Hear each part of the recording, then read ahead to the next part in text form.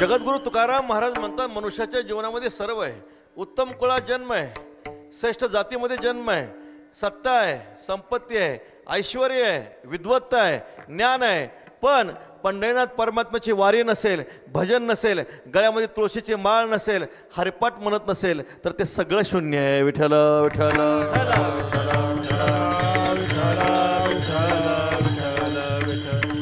म्हणून महाराज वर्णन करतात संत महात्म्याच्या दृष्टीने भाग्य खरं कोणतं जर असेल, जगद्गुरु तुकोबारायकडे छत्रपती शिवाजी महाराज आले. छत्रपती शिवाजी महाराज नजराना घेऊन आले. तुकाराम महाराज म्हणतात दिवट्या छत्री घोडे हे तो बऱ्यात न पडे, देवा नावडे जे चित्ता तेची होसी पुरविता. जे आम्हाला आवडत नाही, जे आम्हाला आवडत नाही, काय दिला ठेवा आम्हा विठ्ठलाची व्हावा.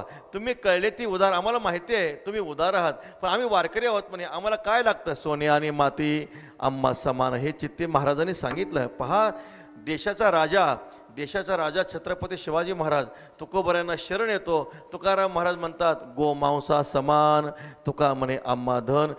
आमच्यासारखा सामान्य बोवा असता तर घालीन लोटांगण वंदन चरण केलं असतं, पण तुकाराम महाराज होते. तुकाराम महाराज म्हणतात छत्रपती शिवरायांना, महाराज तुम्हाला आम्हाला आनंद व्हावा वाटतो ना, मग एक करा. काय करा? कंठे मिरवा तुळशी व्रत करा एकादशी. व्रत करा एकादशी, व्रत करा एकादशी. कंठे मिरवा तुळशी व्रत करा एकादशी. व्रत करा एकादशी, व्रत करा एकादशी. कंठे मिरवा तुळशी व्रत करा एकादशी, व्रत करा एकादशी. कंठी मिरवा तुळशी व्रत करा एकादशी, व्रत करा एकादशी. कंठे मिरवा तुळशी व्रत करा एकादशी. जगद्गुरु तुकोबारा छत्रपती शिवरायांना सांगतात, महाराज आम्हाला आनंद भाव वाटतो ना, मग एक करा, पवित्र गळ्यामध्ये तुळशीची माळा धारण करा, व्रत करा एकादशी. कारण देवाला आवडणारं हे व्रत आहे. माणसाच्या जीवनामध्ये सत्ता संपत्ती ऐश्वर असेल, पण गळ्यामध्ये तुळशीची पवित्र माळ नसेल, काय अर्थ आहे त्याच्या जीवनाला? हो, त्याच्या जीवनाला कसल्याही प्रकारचा अर्थ राहत नाही. पहा, म्हणून शास्त्र सांगतं प्रत्येकाच्या गळ्यामध्ये तुळशीची माळ असलीच पाहिजे. आता मला वाटतं इथे जेवढे श्रोते आहेत प्रत्येकाच्या गळ्यामध्ये नक्कीच तुळशीची माळा असणारच आहे का नाही? असणारच आहे. समजा कदाचित नसेल, काल्याच्या दिवशी गुरुवारी तात्यांच्या हातून घालून घ्या. विठ्ठल विठ्ठल.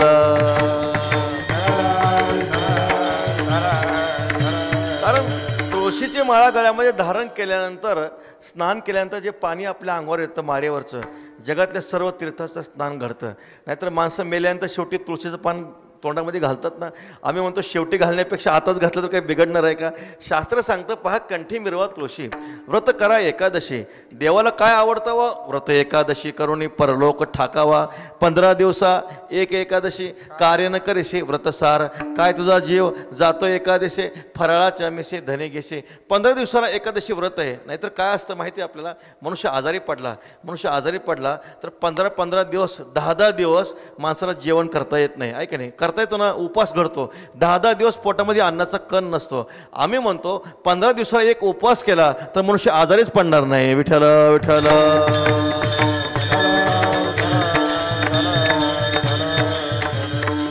म्हणून साधू संतांनी जे आपलं साधन सांगितलं, आवडे देवासी तो एका प्रकार नामाचा उच्चार रात्रंदिवस. परमात्म्याच्या गळ्यामध्ये पवित्र तुळशीची माळा धारण करा. आणखी देवाला काय आवडतं? गोपीत चंद्राचा टिळा आवडतो. तो भाग्यवान आहे. ज्याच्या गळ्यात तुळशीची माळ आहे तो भाग्यवान आहे, तो धन्य आहे. जो कपाळाला गोपीत चंद्राचा टिळा लावतो तो भाग्यवान आहे. महाराज वर्णन करतात, एक गीता प्रेसच्या ग्रंथामध्ये कथा ऐकली होती. एक यवन होता, मुसलमान होता. सतत दुष्टकर्मामध्ये रत होता, पाप करायचा आणि मग त्याच्या दुर्दैवानं तो मेला, झाडाखाली पडला. झाडाखाली पडल्यानंतर ज्या झाडाखाली पडला त्या झाडाच्या फांदीवर कावळा बसला आणि त्या कावळ्याने देहधर्म केला. तो देहधर्म नेमका त्या मुसलमानाच्या कपाळावर उमटला. आता कावळ्याची विष्ठा कशी असते व पांढरी विष्ठा असते, ते गंधाप्रमाणे उमटले. वास्तविक पाहता नरकाचा अधिकारी होता, हा नरक लोकाचा अधिकारी होता. पण विष्णुदूत पण आले आणि यमदूत पण आले. यमदूताने विष्णुदूतांना सांगितलं ह्या मनुष्याने जन्मभर पाप केले, हा नरकाचा अधिकारी आहे. विष्णुदूतांनी सांगितलं ह्या मनुष्याने जरी जन्मभर पाप केले पण मरताना शेवटी कपाळाला गंध लावलाय, हा वैकुंठीचा अधिकारी आहे. विठ्ठल विठ्ठल. आता मला सांगा त्याने गंध लावला होता का? गंध लावला नव्हता, सहज गंध उमटला, ती पण कावळ्याची विष्ठा.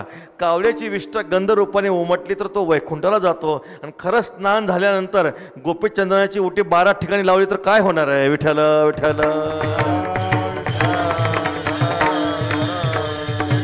धन्य कोण आहे? महाराज सांगतात ज्याच्या गळ्यामध्ये तुळशीची माळ आहे तो धन्य आहे. जो कपाळा गोपीचंदनाची उटी लावतो तो धन्य आहे. ऊर्ध्व पुंड्रभाळ, कंठी शोभे माळ, कापेजे कळी काळ तया भेने. महाराज वर्णन करतात कोण धन्य आहे? अशा प्रकारे जो पंढरपूरची पायी वारी करतो तो धन्य आहे. विठ्ठल विठ्ठल. महाराज वर्णन करतात वारकरी पंढरीचा, धन्य धन्य जन्म त्याचा. ऐक नाही काय वर्णन केले महाराज. अनुपमेची थोरी, महाक्षेत्र महिवरी, धन्य धन्य वारकरी तुका म्हणे येथीचे. कोण धन्य आहे? जे दररोज दर महिन्याला पायी आषाढ काय करतात, पंढरपूरची वारी करतात, आळंदीची वारी करतात. त्यांच्यासारखं भाग्यवान जगामध्ये कोण आहे हो महाराज? त्यांच्यासारखं भाग्यवान जगामध्ये कोणीच नाही महाराज. बघा दशमीला जर पंढरपूरला चंद्रभागेच्या स्नानाला वारकरी दिसला नाही तर इतर वारकरी म्हणतात ज्या अर्थी स्नानाला दिसला नाही त्या अर्थी नक्कीच तो गेलाय 10वं करा. विठ्ठल विठ्ठल. म्हणजे असं असणारे जे वारकरी आहेत ते वारकरी भाग्यवान आहेत, ज्यांच्या मुखामध्ये सतत परमात्म्याचं नाम चिंतन आहे. जो हरीच्या रंगामध्ये नाचतो तो धन्य आहे. धन्य जगे तोची एक.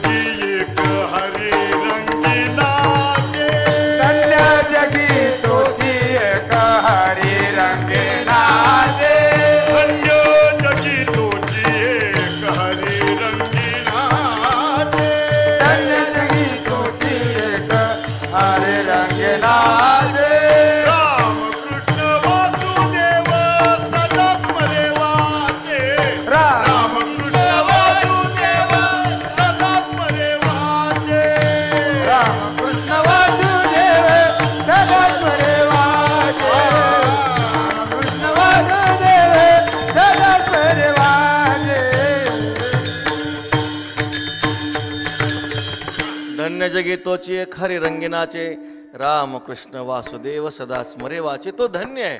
जो परमात्म्याच्या रंगामध्ये नाचतो तो धन्य. नाही तर काय ती करावी मोलाची माकडे, नाचतात ती पुढे संसाराच्या. संत महात्मे त्याला महत्त्व देतात का हो? संसारामध्ये जे नाचतात त्यांना महत्त्व महाराज देत नाहीत, पण जे हरीच्या रंगामध्ये नाचतात, ऐका नाही, हरिगुण गावत नाचुंगी महाराज वर्णन करतात. भगवंताच्या रंगामध्ये जे भजन करतात, आम्ही नामाचे धारक नेनो प्रकार अनेक, सर्व भावे एक विठ्ठलाचे प्रमाण. जे परमात्म्याचं नाम ज्याच्या मुखामध्ये आहे तो धन्य आहे. जो हरिपाठ म्हणतो तो धन्य आहे. जो ज्ञानेश्वरी गाथा वाचतो तो धन्य आहे महाराज.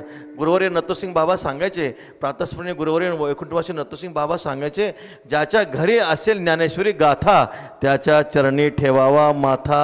अहो घरात जरी ज्ञानेश्वरी गाथा असला तर चरणावर माथा ठेवावा. गुरुवर्य असंही म्हणायचे, ज्याच्या घरी नसेल ज्ञानेश्वरी गाथा त्याला हाणाव्या 2 लाथा. विठ्ठल विठ्ठल.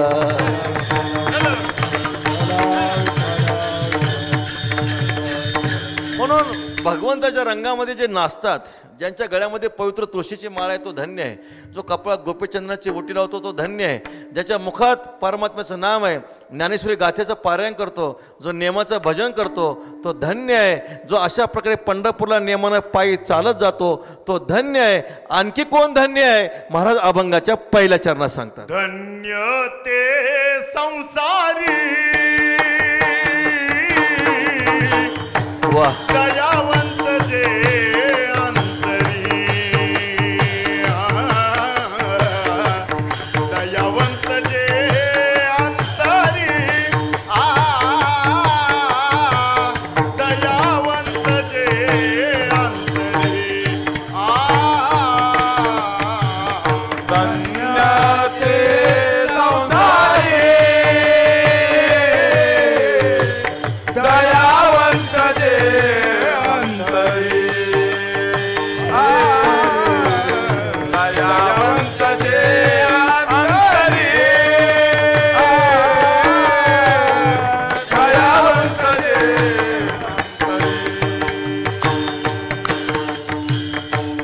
धन्य ते संसारी दयावंत जे अंतरी, दयावंत जे अंतरी, दयावंत जे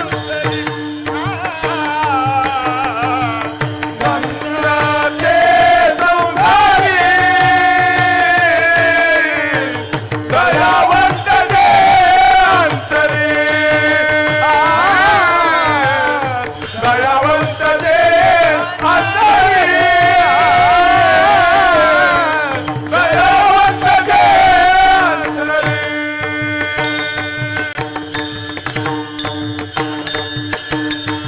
धन्य ते संसारी दयावंत जे अंतरी. जगद्गुरु तुकोबारे सांगतात, आणखी कोण धन्य आहे? ज्यांच्या अंतःकरणामध्ये दया आहे, करुणा आहे, कृपा आहे, ते जगामध्ये धन्य आहेत. धन्य शब्दाचा अर्थ आहे सुकृतीवान, पुण्यवान. व्यवहारामध्ये धन्य कुणालाही म्हटलं जातं, व्यवहारामध्ये धन्यता कुणालाही दिली जाते, आहे की नाही? ज्याच्या गळ्यामध्ये तुळशीचे माळ नाही त्याची पण 61 करतात, विठ्ठल विठ्ठल. आता ज्यांनी कधी पंढरपूरची वारी केली नाही, ज्यांनी कधी भजन केलं नाही, गळ्यात तुळशीची माळा नाही, कधी हरिपाठ म्हणत नाही, त्याला काय 61 करायची हो? महाराज वर्णन करतात, जयाचे आयुष्य धाकोटे होय, बळ प्रज्ञा जिरवणी जाय, तयाचे नमस्कार ते पाय वडील म्हणून. वास्तविक पाहते हे कोण? संसारातले तपस्वी आहेत, त्यांना काय धन्यता द्यायची? ह्यांना धन्यता द्यायची काहीच आवश्यकता नाही. महाराज म्हणतात, मनुष्य धन्य केव्हा होतो? जेव्हा मनुष्य पुण्य संपादन करतो. सुकृतीवान धन्य असं म्हटलेलं आहे. जो पुण्यवान आहे, सुकृतीवान आहे, तो धन्य आहे. विठ्ठल विठ्ठल.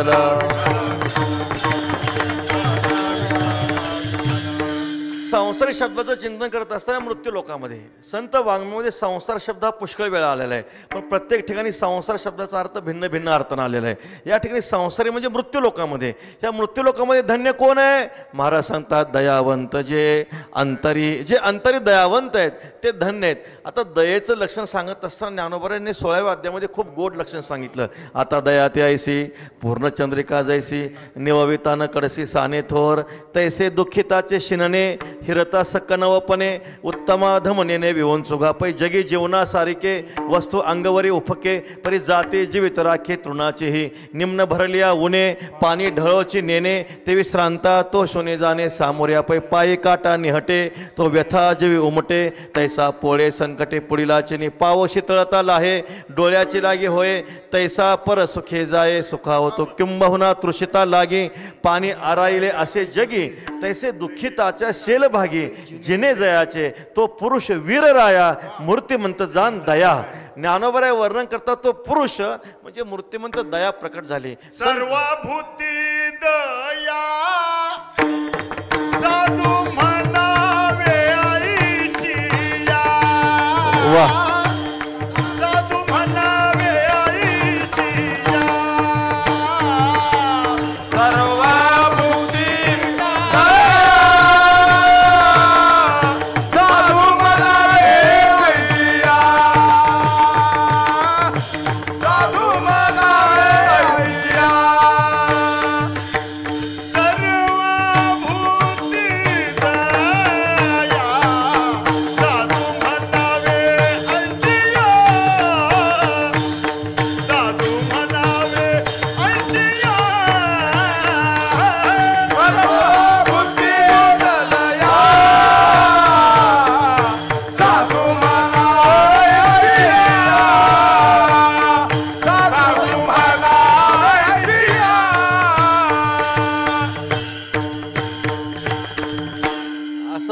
फक्त महाराजांचं भजनच ऐकावं. विठ्ठल विठ्ठल.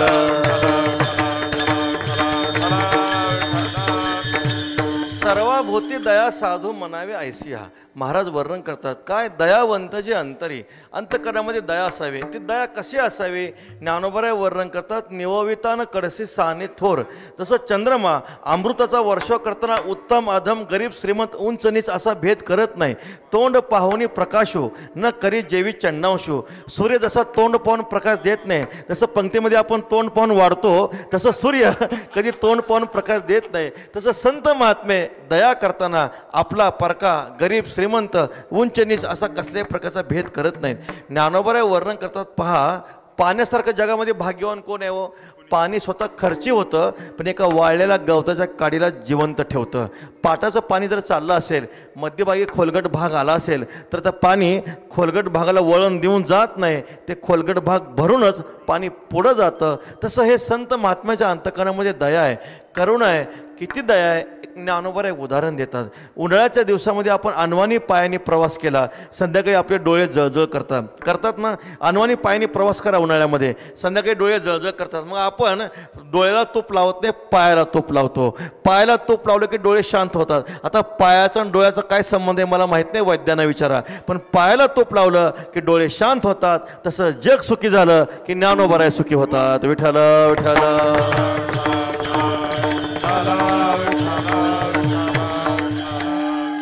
माऊली वर्णन करता पायाला काटा मोडला, पायाला काटा मोडला ते व्यथा हृदयाला होते. तसं या जगामध्ये कोणताही जीव दुःखी असेल, संत महात्मे त्याच्या दुःखानं संत महात्मे दुःखी होतात. पहा महाराज सांगतात तुका म्हणे सुख परावया सुखे आणि दुखवे अनेकांच्या दुःखे. अनेकांच्या दुःखे दुखवे आणि अनेकांच्या सुखे सुखवे. म्हणजे जगाच्या सुखदुःखामध्ये साधू पुरुषाचं सुखदुःख असतं. हे विश्वाचे माझे घर ऐशी मती जयाची स्थिर किंबहुना चराचर आपणची झाला. त्या साधू पुरुषाच्या अंतकरणामध्ये किती दया आहे, किती करुणा आहे. ती दया करुणा करत असताना संत महात्मे आपोपर भेद करत नाही. किती करुणा आहे हो. एक उदाहरण सांगतो. एक महात्मा होते, गंगेच्या ताटावरून चालले होते. एक दृश्य पाहिलं, विंचू पाण्यामध्ये पडला होता. आता विंचू आहे, तुका म्हणे विंचू सर्प नारायण. साधूचं अंतकरण होतं, द्रवलं. विंचू पाण्यामध्ये पडतोय, मेरतोय, उचलली, ओंजळ भरली, बाहेर टाकणार इतक्यात स्वभावाप्रमाणे विंचवानं दंश केला, पाण्यामध्ये पडला, परत गटागळ्या खाऊ लागला. अंतकरण द्रवलं, ओंजळ भरली, परत बाहेर फेकणार, परत स्वभावाप्रमाणे दंश केला, परत पाण्यात पडला. 3-4 वेळा असं घडलं. शेजारी त्रयस्थ पुरुष बसला होता. तो म्हणतो महात्माजी तुम्ही प्रत्येक वेळा उंचवाला वाचवायचा प्रयत्न करता, तो विंचू तुम्हाला प्रत्येक वेळा दंश करतो, मरू द्या ना त्याला. त्यावेळेस त्या साधूने इतकं गोड उत्तर दिलं. साधू महात्मा म्हणाले जर विंचू दंश करण्याचा आपला दुष्ट स्वभाव सोडत नसेल तर त्याच्यावर दया करणे, त्याचा जीव वाचवणे हा माझा चांगला स्वभाव मी तर का सोडू. विठ्ठल विठ्ठल.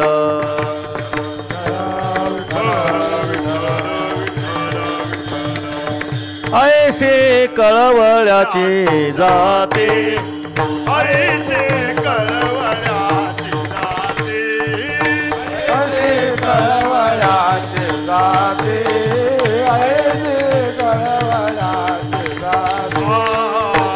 करीला भाविन प्रीती, करीला भाविन प्रीती, ऐसी कळवळ्याचे जाते, ऐसी कळवळ्याचे जाते.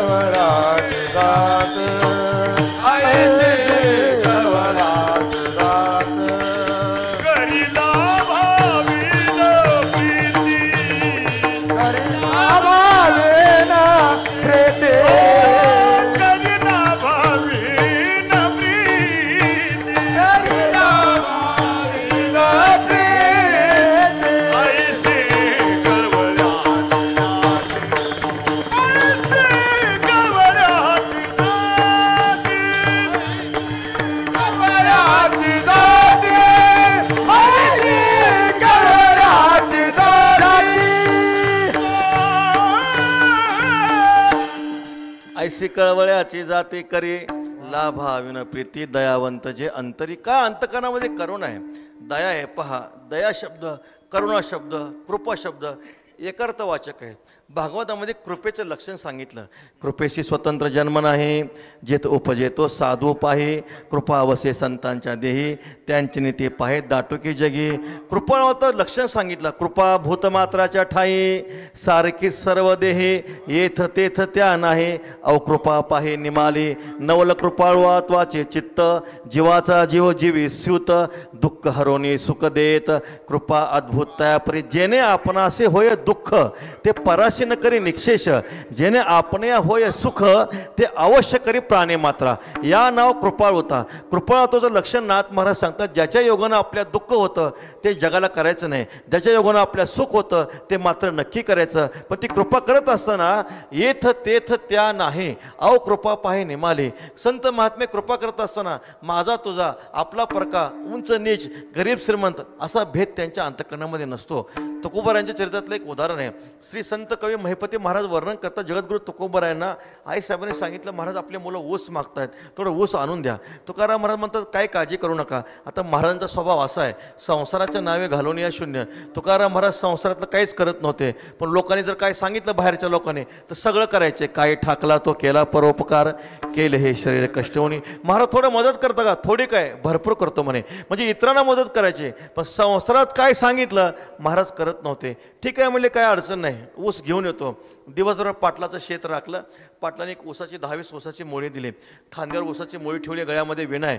देहो गावामध्ये महाराजांनी प्रवेश केला. रामकृष्ण हरी रामकृष्ण हरी भजन महाराजांचं चाललंय. आता ऊस पाहिल्यावर लहान मुलं शांत बसतील का हो? गावातले लहान मुलं पळत आले, बाबा बाबा मला ऊस द्या. हो बाळ घे, तुला एक ऊस घे. आता तो निघून गेला. दुसऱ्या मुलाने विचारलं कुठून आणला? बाबांनी दिला. चला बाबांकडं. तोही बाबांकडे आला. बाबा त्याला दिलाय, मला द्या ना. हो तुलाही घे. 1 2 3 सगळे दिंडीच आली महाराज. सगळ्या वारकऱ्याला तुकाराम महाराजांनी जेवढे काही मुलं होते सगळ्यांना ऊस वाटून टाकला. एक ऊस शिल्लक राहिला. घरी आले. घरी आल्यानंतर आईसाहेबांनी विचारलं ऊस कुठं आहे? घ्या जिजाबाई ऊस घ्या. आता आईसाहेबांचा स्वभाव आपल्याला माहिती आहे. बरे झाले देवा बाईल कर्कशा. संत कवी महिपती महाराज वर्णन करतात. आईसाहेबांनी काय केलं तर एका ऊसाचा स्पर्श पाठीला केला. स्पर्श केल्याबरोबर 3 तुकडे झाले. जिजाबाई म्हणतात खूप चांगलं झालं. तुकाराम महाराज म्हणतात जिजाबाई खूप चांगलं केलं. पहिला तुकडा महादेवाला, दुसरा भागीरथीला आणि तिसरा तुला. विठ्ठल विठ्ठल.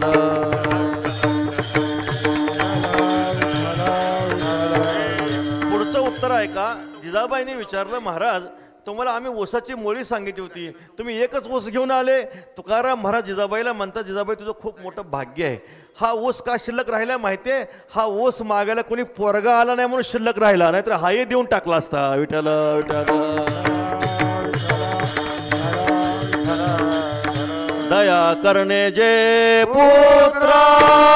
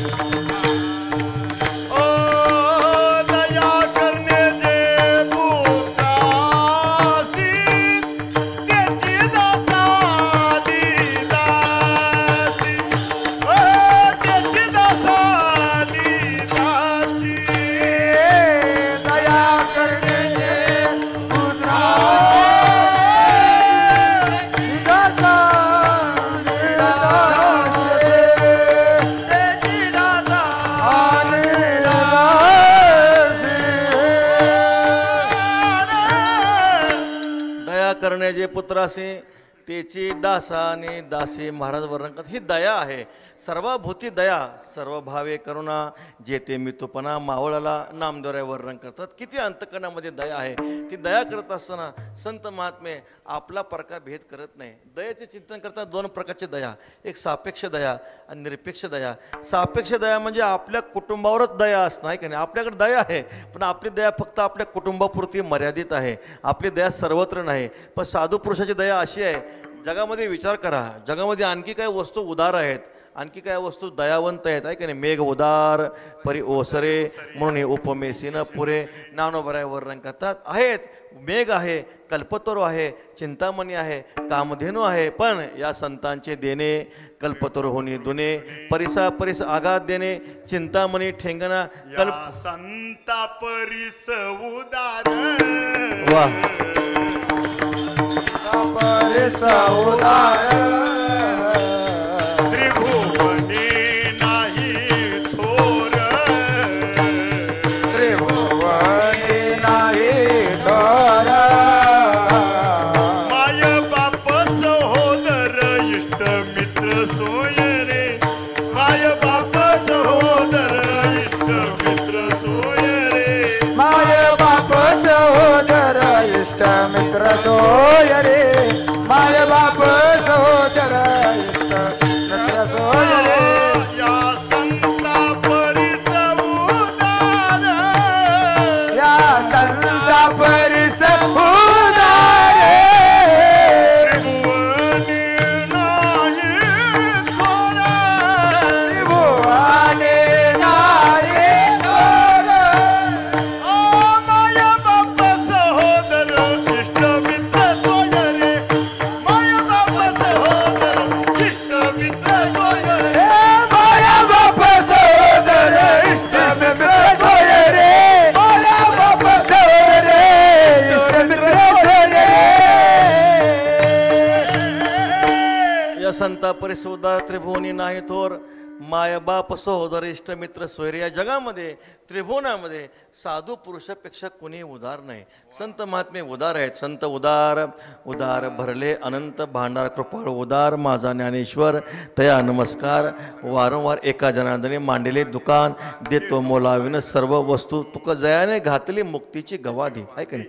ज्ञानोबराने मुक्तीची पंगत घातली, आपण नुकतीची घालतो आहे का नाही. आपण नुकतीची घालतो, पण ज्ञानोबराने मुक्तीची पंगत घातली. या आळंदीला या आणि मुक्त होऊन जा. विठ्ठल विठ्ठल.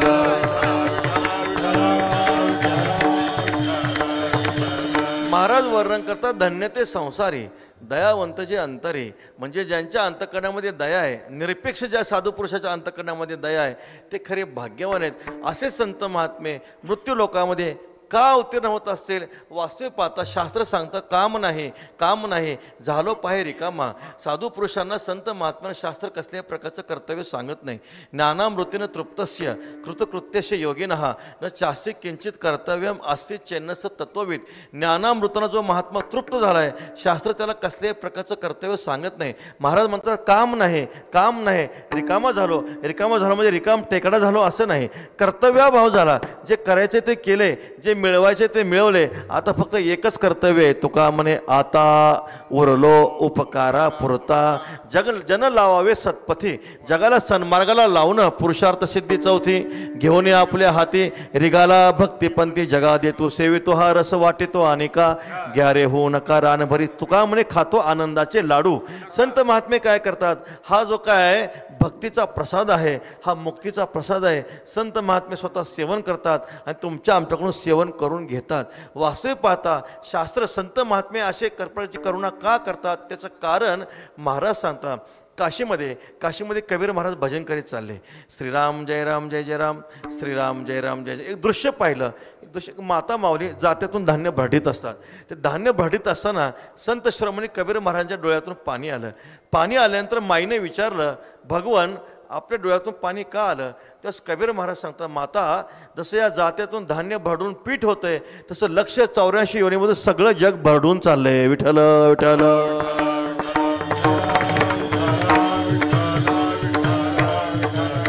येतो हिताचा कळवळा, पडते हाती म्हणून काळा, बुडता हे जनन देखवे डोळा, येतो कळवळा म्हणून. संत महात्म्यांना तुमचं आमचं दुःख पाहावलं जात नाही. त्यांच्या हृदयामध्ये अपार करुणा आहे, दया आहे. आणि अशा करुणेमुळंच, अशा दयेमुळंच संत महात्मे वैकुंठाहून परोपकार करण्यासाठी मृत्यूलोकामध्ये येतात. अभंगाचं दुसरं चरण. येथे उपकारासाठी येथे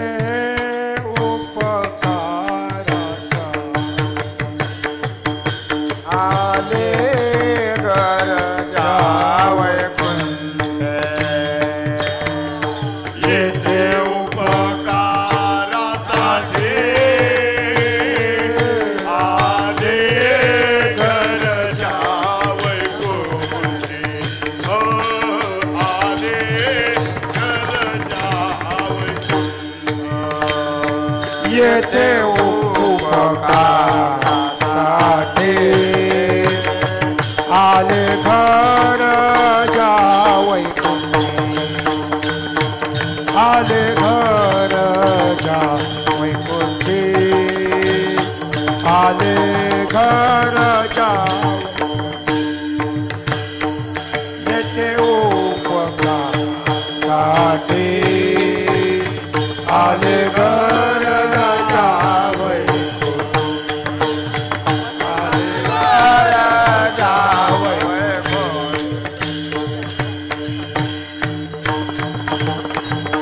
येथे उपकारासाठी आले घर ज्या वैकुंठी. ज्या घर वैकुंठी येथे उपकारासाठी आले. ज्यांचं घर वैकुंठामध्ये आहे. आम्ही वैकुंठवासी आलो याची कारणासी, बोलिले जे ऋषी साच भावे वर्तया. आलो म्हणे तुका मी नामाचा धारक, आलो म्हणे तुका मी नामाचा धारक, आलो म्हणे तुका मी नामाचा धारक, आलो म्हणे तुका नामाचा धारक. एकंदर चिक्का सविदाई हा लोक, सविदाई हा लोक. आलो म्हणे तुका मी नामाचा धारक, आलो म्हणे तुका मी नामाचा धारक, आलो म्हणे तुका मी नामाचा धारक, आलो म्हणे तुका मी नामाचा धारक. आलो म्हणे तुका मी नामाचा धारक, एकंदर शिक्का पाठविला हे लोका उजळावया आलो वाटा. खरा खोटा निवाडा. संत महात्मे महाराज सांगतात आम्ही वैकुंठाहून खाली आलो. वैकुंठ शब्दाचा अर्थ लोक विशेष घ्यायचं नाही. वैकुंठ शब्दाचा अर्थ आहे स्वरूप. संत महात्मे आपल्या स्वरूपाचा त्याग करतात. वैकुंठ पुरुष प्राणप सहस्रनामामध्ये वैकुंठ परमात्म्याचं नाम आहे. वैकुंठ शब्दाचा अर्थ आहे आपली ब्राह्मी स्थिती. संत महात्मे आपल्या ब्राह्मी स्थितीचा स्वरूपाचा त्याग करतात आणि स्वरूपाचा त्याग करून जगाच्या उद्धारासाठी संत महात्मे मृत्यू लोकामध्ये अवतीर्ण होतात. ब्रह्ममूर्ती संत जगी अवतरले, उद्धाराया आले दीनजना. महाराज वर्णन करतात ज्या घर वैकुंठी येथे उपकारासाठी आले. उपकाराचं चिंतन करत असताना उपकार उपनाम समीपे करणात कार उच्चते. जवळ करणे याचा उपकार शब्दाचा अर्थ आहे जवळ करणे. मग जवळ करणे म्हणजे कुणाच्या जवळ करणे? संसाराच्या जवळ करणे हा उपकार नाही. देवाच्या जवळ करणे हा खरा उपकार आहे. तुका म्हणे वरीन उरे त्याचे खरे उपकार. उपकाराचं चिंतन करताना एक दोन प्रकारचा उपकार सांगितला आहे. एक लौकिक उपकार आणि एक अलौकिक उपकार. ज्या उपकाराचा संबंध स्थूल देहाशी आहे, ज्या उपकाराचा संबंध सुख दुःखाशी आहे त्याला लौकिक उपकार म्हणा. आणि ज्या उपकाराचा संबंध आत्म्याशी आहे त्याला अलौकिक उपकार म्हणा. विठ्ठला विठ्ठला.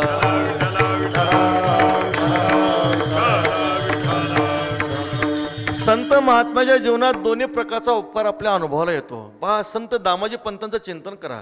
केवढी मोठी संपत्ती, कामाला होते, दुष्काळ पडला, माहीत होतं आपण जर कोठार उघडलं नक्कीच आपल्या भाषा तुरुंगात टाकेल. विचार नाही केला.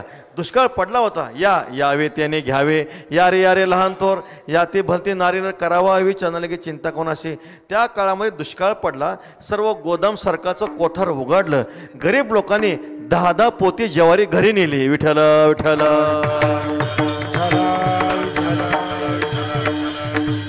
संतांच्या जीवनामध्ये किती मोठा लौकिक उपकार आहे. शांतीब्रह्म एकनाथ महाराजांच्या घरी दररोज पंगत राहायचे, दररोज पंगत, हजारोच्या वर वारकरी जेवायला बसायचे. पण असा नियम नव्हता. कुणी जरी आला, कुणी जरी ब्राह्मण क्षत्रिय वैश्य शूद्र चांडाळ आहे अधिकार, कुणी महाराज सर्वाभूती द्यावे अन्न द्रव्य पात्र विचारून. कोणाला जर शुद्धा तृषा लागली असेल, नाथ महाराजांच्या वाड्यामध्ये जावं, जेवण करावं, प्रसाद घ्यावा. किती मोठा परोपकार आहे. नाथ महाराज पोथीला जर आले तर मुठभर साखर द्यायचे. म्हणजे साधू पुरुषाच्या जीवनामध्ये लौकिक उपकार आपल्या अनुभवाला येतो. सर्व संतांच्या चरित्राचा विचार करा. सर्व संतांनी ज्ञानेश्वरीमध्ये ओवे पत्र पुष्प छाया फळे मुळे धनंजया वाटेचा न चुकी आल्या वृक्ष जैसा तैसे मनोनी देहवरी विद्यमाने आल्या अवसरी श्रांताच्या मनोहारी उपयोगा जाणे देह वाचा चित्ते यथा संपन्ने वित्ते वैरी झाली आहे अर्थाते न वंचने जे का. वैरी जरी असेल तरी त्याला देह वाणी चित्तानी धनाने त्याला काय करणं देऊन टाकणं. वैरी जरी असेल, नाथ ज्ञानोबा वर्णन करता झाड आहे. झाड काय करतं? पत्र पुष्प छाया फळ मूळ सगळ्याच्या सगळं परोपकारासाठी खर्च करतं. तर संत महात्मे आपली लौकिक संपत्ती सर्वच्या सर्व परोपकारासाठी खर्च करतात. तुकोबऱ्याकडे कागदपत्र होते, ते सर्व कागदपत्र दुष्काळामध्ये तुकाराम महाराजांनी स्वतःच्या हाताने इंद्रायणीमध्ये बुडवून टाकले. जेवढी काही लौकिक संपत्ती असेल, महाराज सांगतात की सर्व संपत्ती साधू संतांनी काय केली? परोपकारासाठी खर्च केली. हा साधू पुरुषांचा लौकिक उपकार झाला. आणि साधू पुरुषांचा अलौकिक जर उपकार कोणता असेल तर महाराज सांगतात मज निरंतर जागवे ते निरंतर जागवे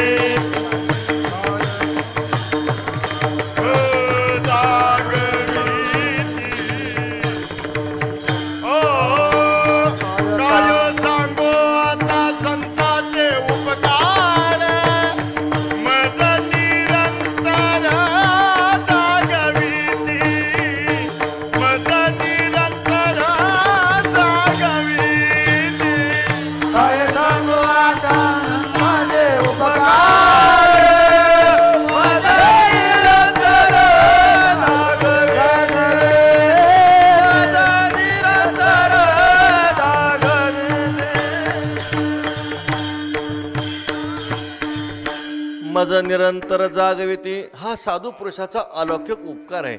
संत महात्मे आपल्या आत्मजागृती देतात. पहा, जरी आता आपण जागं असलो तरी आपण नक्कीच अविद्यारूपी निद्रेमध्ये झोपलेलो आहोत. आपण आता दिसायला जागे आहोत पण आपण खरे जागे नाहो. आपण कसे आहोत? अविद्यारूपी निद्रेमध्ये आपल्या झोप लागली. केव्हा लागली? अविद्येच्या निदा विश्वस्वप्नाचा हा धांदा भोगीत होता प्रबुद्ध अनादी. जो अनादी काळापासून आपल्याला स्वप्न पडलं, अविद्यारूपी निद्रेमध्ये आपल्या जगतरूपी स्वप्न पडलं. आणि त्या जगतामध्ये काय भाव निर्माण झाला? हा जनको हे माता, हा मी गौरहीन पुरता, पुत्र वित्त कांता हे माझे ना.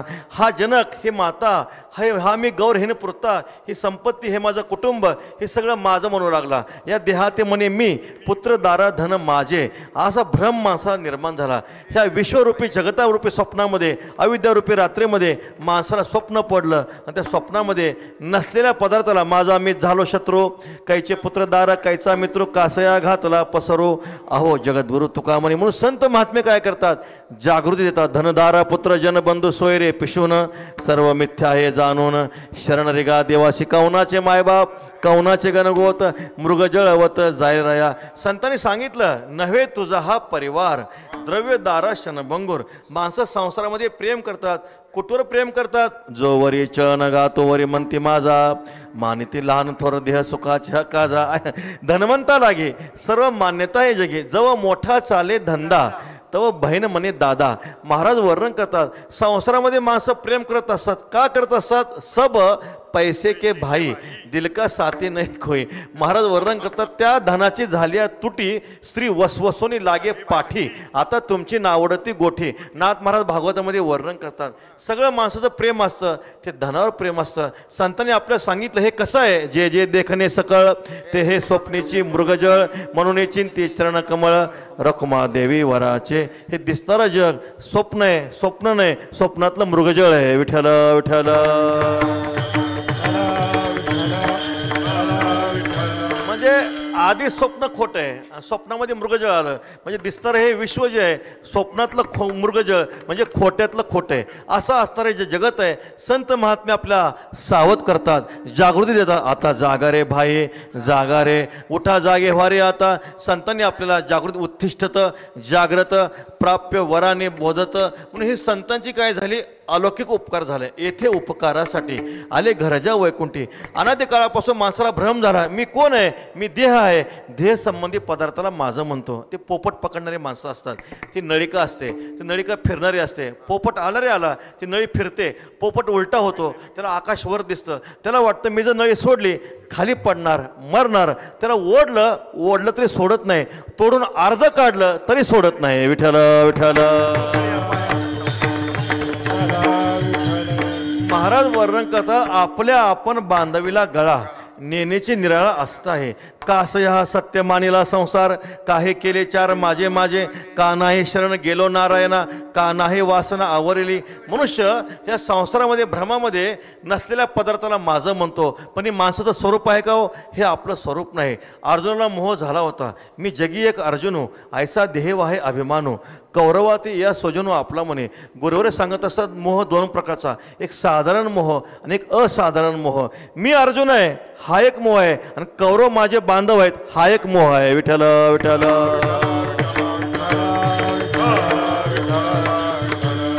अर्जुनाला वाटायचं मी अर्जुन आहे, पण जेव्हा भगवान परमात्म्याने ब्रह्मज्ञान सांगितलं, गीताशास्त्र सांगितलं, तेव्हा अर्जुनाचे काय उत्तर आहेत. नष्टो मोह स्मृती लब्धा त्वत्प्रसादान मायाच्युत सितोस्मिगत संदेह करिष्ये वचनम तव. महाराज सांगता गुंतलो होतो अर्जुन गुणे, तो मुक्त झालो तुझेपणे.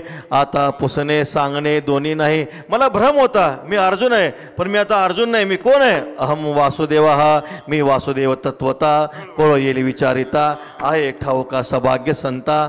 नाही तुझा अनेक मागता का. संत महात्मे आपल्या जागृती देतात आणि सांगतात तू कोण आहे. तुका म्हणे हा तो स्वये परब्रह्म किंवा देवाची बरे. तुका म्हणे खरे तुम्ही कोण आहात. साक्षात देव आहात. तुमच्या ठिकाणी कसल्याही प्रकारचा धर्म नाही.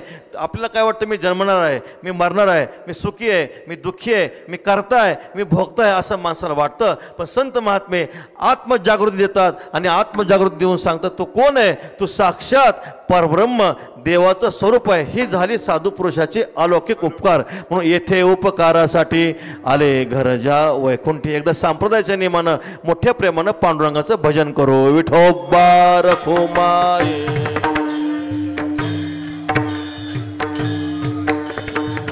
विठोबा रखुमाई विठोबा रखुमाई.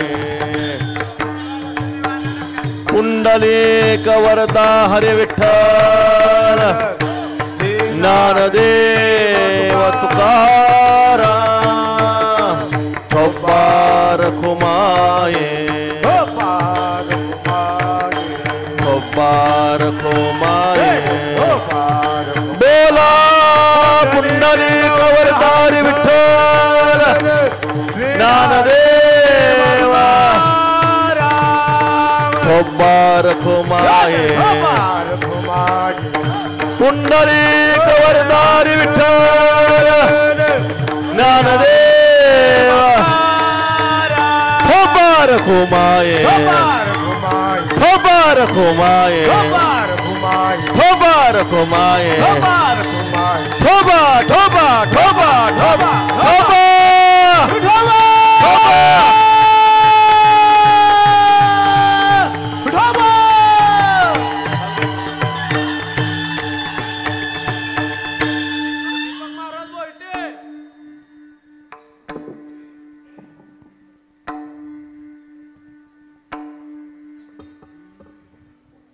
धन्य ते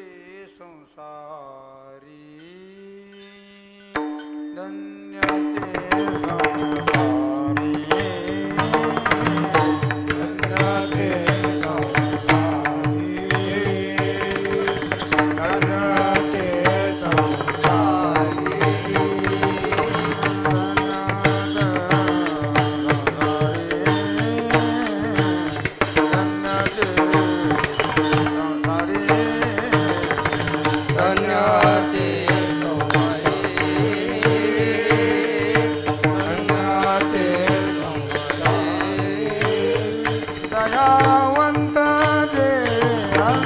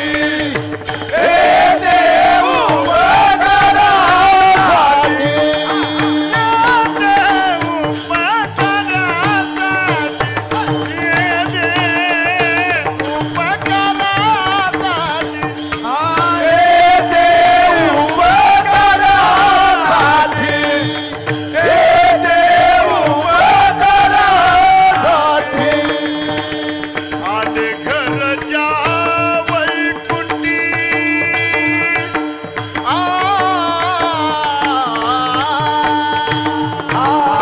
आले घरच्या वैकुंठी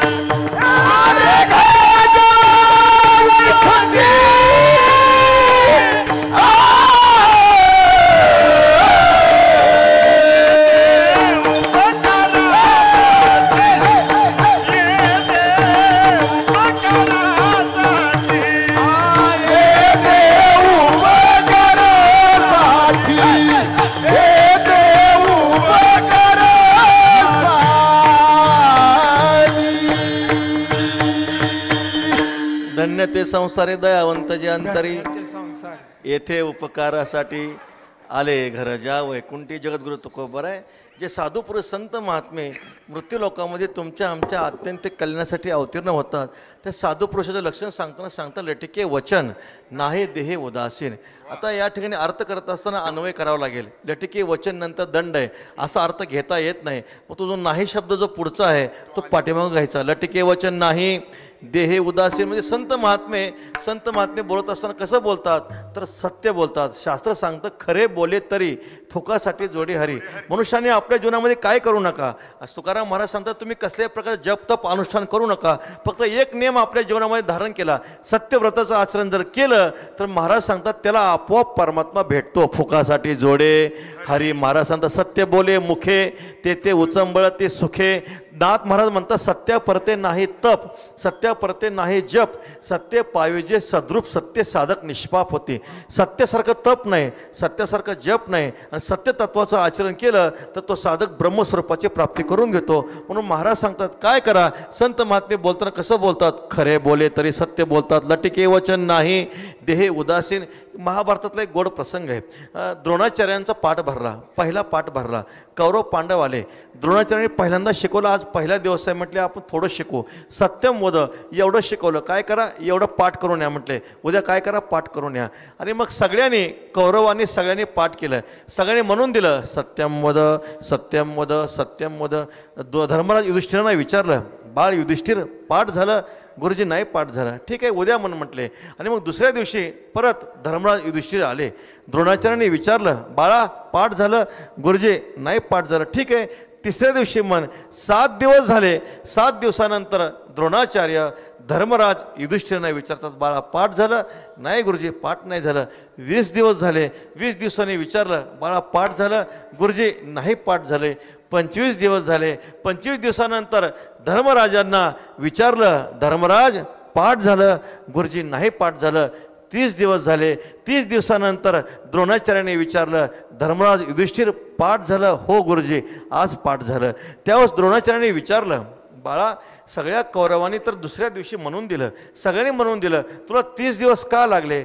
त्यावेळेस धर्मराज युधिष्ठिर सांगतात, गुरुजी तुम्ही आम्हाला शिकवलं, सत्यम वद, खरं बोला. मी प्रयत्न करत होतो, अट्टहास करत होतो. कधी कधी माझ्याकडून 7 दिवसामध्ये एकदा खोटं बोललं जायचं. कधी कधी मी प्रयत्न करत होतो, कधी कधी 15 दिवसामधून एकदा खोटं बोललं जायचं. मी निग्रह करत होतो, तुम्ही आम्हाला शिकवलंय, खरं बोला, खरं बोला. कधी कधी 25 दिवसामधून एकदा खोटं बोललं जायचं. गुरुजी आज 30 दिवस झालेत, तुमच्या चरणाची शपथ घेऊन सांगतो, आजपासून उभ्या आयुष्यात कधीच खोटं बोलणार नाही. विठ्ठल विठ्ठल.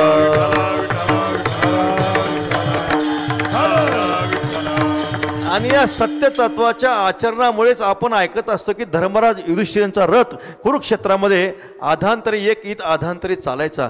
काय असेल महाराज पहा, त्या धर्माचं वर्णन करताना नाथ महाराज वर्णन करता, ऐक त्या धर्माची थोरी, ज्याशी शत्रू नाही संसारी.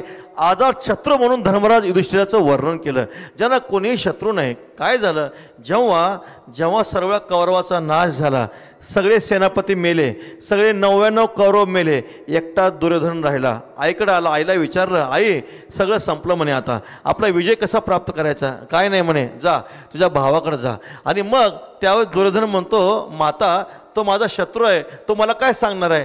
अरे तू म्हणे धर्मराजांना ओळखलंच नाही म्हणे, जा तू त्यांना ओळखलं नाही म्हणून युद्ध घडले, म्हणून सगळा नाश झाला, गेले. आता धर्मराज युधिष्ठिर दुर्योधनाला दुर्योधन म्हणत नव्हते, काय म्हणायचे? सुयोधन म्हणायचे. काय अंतकरण असेल पहा. आणि विचारलं, महाराज तुमच्यावर मला विजय प्राप्त करायचा आहे, तुम्हाला मला मारायचं आहे, उपाय सांगा. आपला मृत्यू कोणी सांगेल का हो महाराज? आपला मृत्यू कोणी सांगणार नाही. पण धर्मराज युधिष्ठिराने सांगितलं, ऐक दुर्योधना, करावया पांडव निर्दाळन, वज्रदेही वाहवया आपण, वर्मपुस्ता दुर्योधन, धर्म असत्य वचन न बोले. नाथ महाराज सांगतात, अशा कठीण प्रसंगामध्ये सुद्धा नाथ महाराज खोटं आपले नाथ महाराज नाही, धर्मराज युधिष्ठिर खोटं नाही बोलले. सांगितलं, दुर्योधना लहान अवस्थेमध्ये तो जसा होता, अंगावर एकही वस्त्र न ठेवता काय करायचं? मातेकडे जायचं. तुझ्या आईनं डोळ्यातली पट्टी काढली, तुला नखशिकांत पाहिलं, तुझा देह वज्राचा होईल. विठ्ठल विठ्ठल. म्हणून महाराज सांगतात, लटके वचन नाही माझी असत्यवादाचे तप, वाचा केले बहुत कल्प, त्या फळाचे हे महाद्वीप पातली प्रभू. संत महात्मे देहाच्या ठिकाणी उदास असतात. का उदास असतात? तरी जो या देहावरी उदास ऐसिया परी, उखिता जैसा बिढारी बैसविला आहे. साधू पुरुषांना देहाचं स्वरूप कळालेलं आहे. हा देह पंचभूताचा आहे. हा देह अग्नीमध्ये पडला तर राख होतो, कुत्र्याने खाल्ला तर विष्ठा होते, आणि ह्या दोन्ही परिणामापासून जर वंचित राहिला तर त्यामध्ये किडे पडतात. असा देहाचा वाईट परिणाम असल्यामुळं संत महात्मे देहाच्या ठिकाणी उदास असतात. एक बैरागी भिक्षेला गेला. भिक्षेला गेल्यानंतर भिक्षाम देह असा शब्दाचा उच्चार केला. ते माता घरामध्ये भाकरी करत होत्या. घरामध्ये अंगणामध्ये लहान मुलगा खेळत होता. त्याला काही समजत नव्हतं. अंगणामध्ये एक चांदीचा पैसा पडला होता. त्या बैराग्याला वाटलं, आता आई तर घरामध्ये स्वयंपाक करते, लहान मुलाला काही कळत नाही, पैसा घ्यावा असं वाटलं. तो चांदीचा पैसा उचलला, झोळीत टाकणार इतक्यात त्या लहान मुलाने हाक मारली, आई. त्या बैराग्याने आपल्या अंगणातला चांदीचा पैसा उचललाय. आई भाकरी करताना सांगते, बाळू उचलू दे, खोटा आहे. विठ्ठल विठ्ठल. आता मला सांगा, चांदीचा पैसा खोटा म्हणल्यावर तो झोळीत टाकेल का हो? झोळीत टाकणार नाही. तसंच संत महात्मे देहावर उदास आहेत. का उदास आहेत?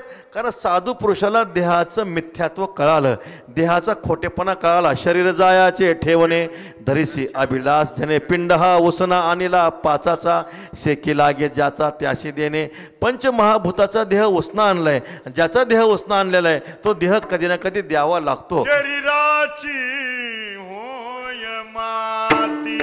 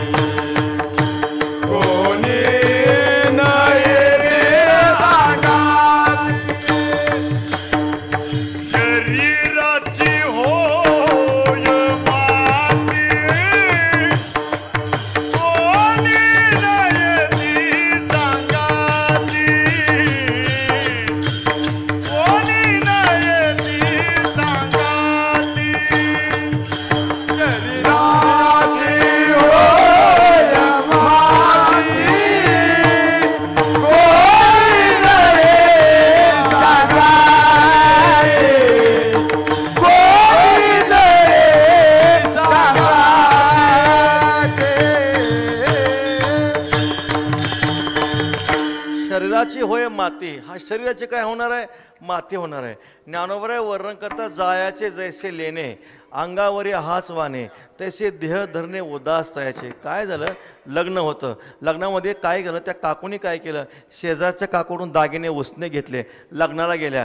जरी दागिने घातले असतील, लग्नाला गेले असतील, तर त्यांना नक्की माहिती आहे हे दागिने आपले नाहीत, उसने आहेत, घरी गेल्यानंतर परत द्यावं लागणार आहे. तसं संतांना माहिती आहे हा देह जो आहे पंचमहाभूताकडून आपण उसनं आणलेलं आहे, आणि उसनी आणलेली वस्तू एक ना एक दिवस आपल्याला परत करावी लागत असते. म्हणून महाराज सांगतात, देही उदासीन लटके वचन नाही, येथे उपकारासाठी आले घरजा वैकुंठी. आता काय होतं, काय काय माणसं खरं बोलतात, काय काय माणसं खरं बोलतात पण मधुर बोलत नाहीत, गोड बोलत नाहीत. म्हणून शास्त्र सांगतं सत्यम ब्रूयात प्रियम ब्रूयात. ती अतिव्याप्ती घालवण्यासाठी महाराज सांगतात मधुरावाने ओठी, तुका म्हणे वाव पोटी. म्हणजे बोलताना कसं बोला, खरं बोला, प्रिय बोला. ऐक नाही, एक उदाहरण सांगतो. दोन चौथीचे विद्यार्थी होते, चौथीला शिकायला होते, दोन मित्र होते. त्याच्या आईनं काय केलं, त्याच्या आईनं डबा घेऊन आले. डबा घेऊन आल्यानंतर ते बाळ काय म्हणतं, अरे राम, ती समोरून येते ना, ती समोर येणारी कोण आहे माहिती का, माझ्या बापाची बायको आहे. विठ्ठल विठ्ठल. आता हे खरं आहे, बापाची बायको आहे, खरं आहे, पण ते प्रिय आहे का हो, मधुर आहे का हो, मधुर नाही. महाराज सकळ तीर्थाची धुरे, जे का माता पितरे, तीर्थस्वरूप जगत जननी माता समोर आलेले आहेत, आणि तो काय म्हणतो, माझ्या बापाची बायको आहे म्हणतो. वास्तविक पाहता आई आहे, जगाची माता आहे. माणसं खरं बोलतात पण ते प्रिय नसतं, मधुर नसतं. म्हणून ज्ञानोबा तुकाराम महाराज सांगतात कसं बोला, साच आणि मवाळ मिथले आणि रसाळ, शब्द जैसे कल्लोळ अमृताचे, आली मुखा वाटे अमृत वचने, उत्तीर्णता येणे नव्हे जन्मे. शास्त्रामध्ये 12 प्रकारचे दोष सांगितले. विरोधो वादो बोळू प्राणू पाप ढाळू उपहासू चाळू वर्म स्पर्शू आटो वेगो विंदानो आशा शंका प्रतारणू संन्यासिली अवगुणू जिया वाचा. हे 12 दोष ज्या वाणीतून निघून गेले, ती वाणी कशी आहे, मधुर आहे, मुखी अमृताची वाणी, देह देवाचे कारणी.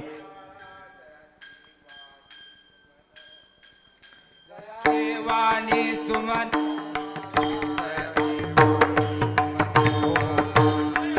अंगे सकळ कळा जयाचे अंगे सकळ परमामृताचे वाळा परमामृत जीवा अनंत अंगे कळा अनंत अंगे अनंत कळा. तुका जवळा चरण सेवका, तुका जवळा चरण सेवका, तुका जवळा चरण सेवका. जयाची वाणी सुमन माळा. ज्याच्या वाणीमध्ये काय हो, ज्याच्या वाणीमध्ये गोडवा आहे, प्रियत्व आहे, मधुर भाव आहे. संत महात्मे बोलताना कसं बोलतात, गोड बोलतात. आली मुखा वाटे अमृत वचने, उत्तीर्णता येणे नव्हे जन्मे. ज्ञानोबराय बोलू लागले, रिकामे तोंड करो गेले बडबड, की गीता ऐसे गोड आतुडले.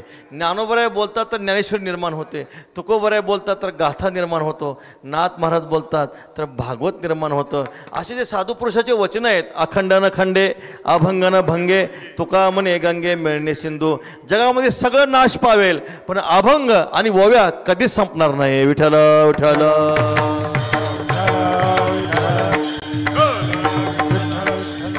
जोपर्यंत चंद्र सूर्य तोपर्यंत अभंग ओवे आहेत असं नाही, जोपर्यंत अभंग ओवे तोपर्यंत चंद्र सूर्य आहे. विठ्ठल विठ्ठल. तुका म्हणे पोटे देवा घालून सांगे गोष्टी, तुका म्हणे मज बोलवितो देव. महाराज सांगता आमच्याकडून परमात्मा अक्षरा वेगळा, तुका होणे निराळा, पाहे निगमकळा बोले विठ्ठल प्रसादे. हे अक्षरे नव्हती देका, ब्रह्म साम्राज्य दीपिका, अर्जुना लागी चितकळिका उजळल्या कृष्णे. म्हणून महाराज सांगता मधुरा वाणी ओठी. साधू पुरुषाच्या मुखामध्ये मधुर शब्द असतात. ज्ञानेश्वरी, गाथा, भागवत हे जे शब्द आहेत मधुर शब्द आहेत. म्हणजे तुका म्हणे वाव पोटे. आणि साधूचं जे अंतकरण असतं, साधूचं जे हृदय असतं कसं असतं, महात्मा शब्दाचा अर्थ सांगत असताना महान आत्मा, यस्य सहा महात्मा. ज्याचा आत्मा मोठा आहे, आत्मा कधी मोठा नसतो. आत्मा शब्दाचा अर्थ आहे अंतकरण. ज्याचं अंतकरण मोठं तो महात्मा, ज्याचं पोट मोठं तो महाराज. विठ्ठल विठ्ठल. साधू पुरुषाचं जे अंतकरण आहे साधू पुरुषाचं अंतकरण किती मोठं आहे. सगळ्या जगाचे अपराध संत महात्मे आपल्या पोटामध्ये साठवतात. पहा, ज्या समाजाने ज्ञानोबऱ्यांच्या माता पित्यांना देहांत प्रायश्चित्त दिलं, पण ज्ञानोबऱ्यांनी कधी समाजावर रागवले? ज्ञानोबर आहे कधी रागवले नाही. महाराज सांगतात, देवाची पूजा हे भूताचे पाळण, मत्सर तो शिन बहुतांचा, करावा संकोच चित्ताचे भोवता, होय ते बहुता सुख कीजे. तुका म्हणे संतपण याचे नाव, जरी होय जीव सकळांचा. संत महात्मे सर्व जगाचे अपराध आपल्या पोटामध्ये साठवतात, म्हणून तुका म्हणे वाव पोटी येथे उपकारासाठी आले घर जा वैकुंठी. ज्ञानेश्वर माऊली.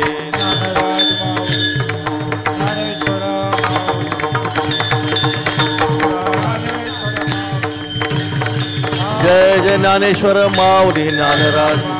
पुंडलिक वरदार विठ्ठल ज्ञानदेव. ज्ञानेश्वर माऊली ज्ञानराज.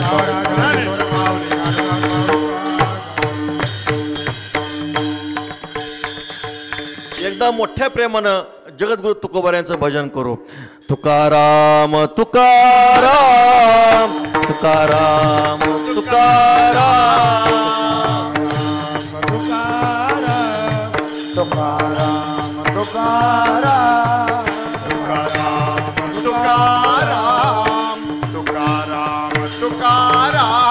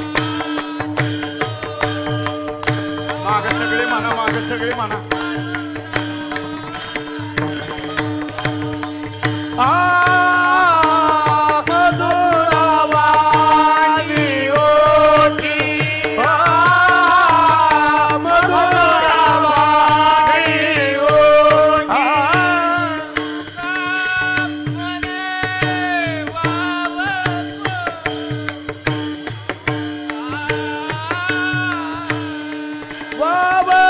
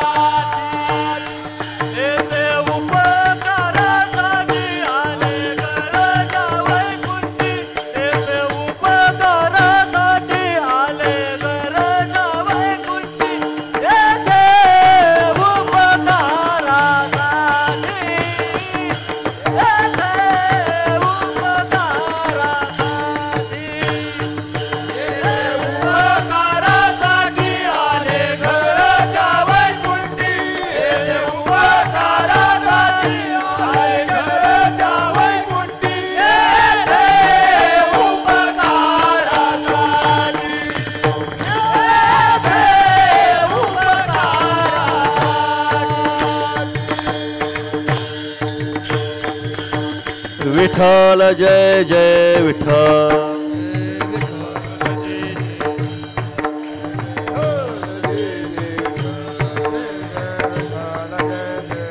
जय जय जय विठ्ठल जय जय.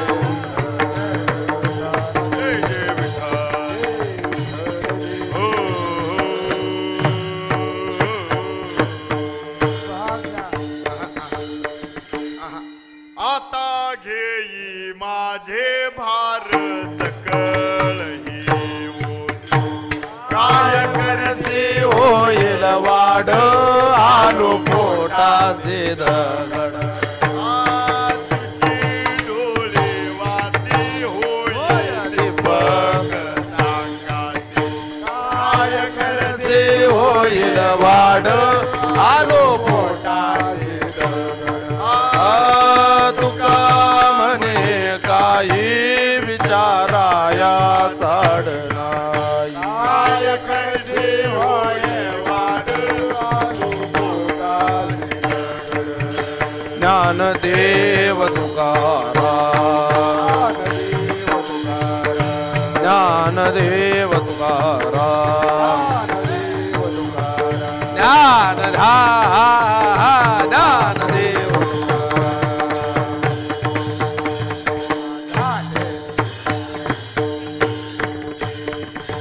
झाले समाधान तुमचे देखिले चरण. आता उठावे से मना येत नाही नारायणा. दुर्वाडिकपणे येते सापडले केले. आता उठावे से मना येत नाही नारायणा. तुका म्हणे भोग गेला निवारिला लाग. आता उठावे ते मना येत नाही नारायणा. करोनी आरती आता वाळू श्रीपती. उठले नवस धन्य काळ दिवस पहावो सकळा पुण्यवंता तुम्ही बाळा. पुरले नवस धन्य काळ हा दिवस. तुका वाहे टाळी उभासनी जवळे. पुरले नवस धन्य काळ हा दिवस. प्रेम सप्रेम आरती गोविंदा देव धन्य धन्य ते लोचन नित्य करते अवलोकन. बाळा प्रौढानी मुग्धा ओवाळते परमानंदा. धन्य ते लोचन नित्य करते अवलोकन. नावा म्हणे केजवा दे कोणी राहिलो तटस्थ. धन्य धन्य ते लोचन नित्य करते अवलोकन. आरती ज्ञान राजा महाकैवल्य तेजा. सेविते साधू संत मनो वेदला माझा.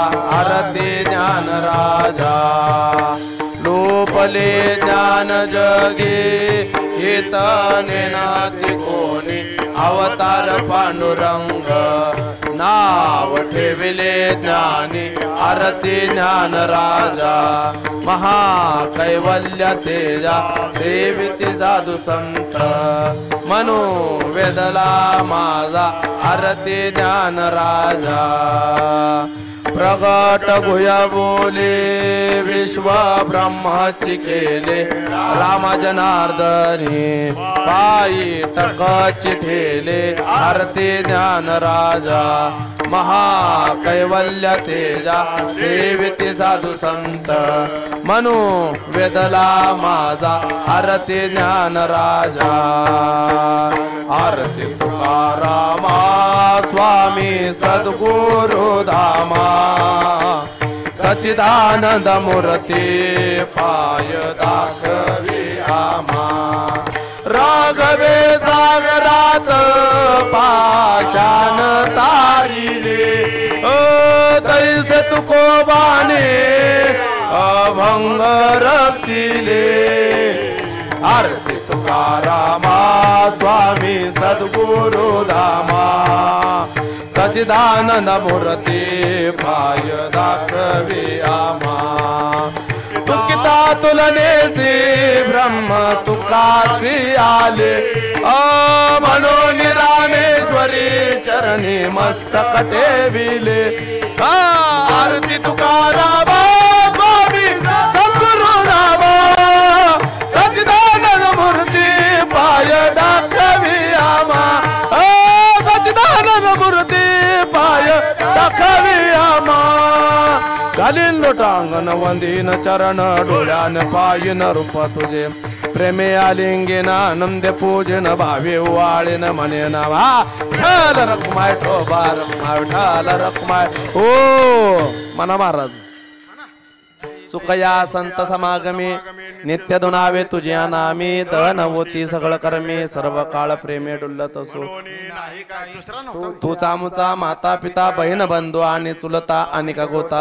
सर्व ठाई आईसा हा कळला निर्धार अससी देवनी आधीर दुःख ते कैसे नये स्वप्नाशी कैचे वर्म तो आमापाशी जेते तुझ्या कीर्तनाचा घोष काय ते उन्या आनंदा